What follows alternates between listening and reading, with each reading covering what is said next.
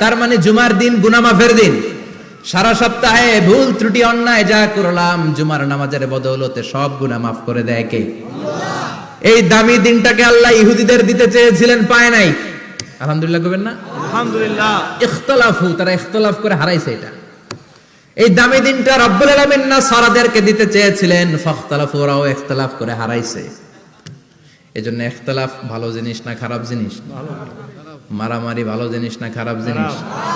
আর ঐক্য করা ভালো জিনিস না খারাপ জিনিস? ঐক্য করতে রাজি আছেন? ইহুদিদেরকে আল্লাহ দিতে চাইলেন, ইখতিলাফ করে হারাইছে। নাসারারাও হারাইছে। ফাজা আল্লাহু বিনা ফাহাদানা বিহাদা দ্বীন।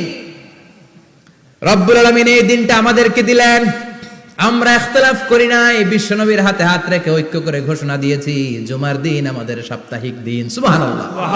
বিশ্বনবী বলেন ফাগাদান লিল ইয়াহুদ, সাপ্তাহিক আনন্দের দিন ইহুদিদের জন্য।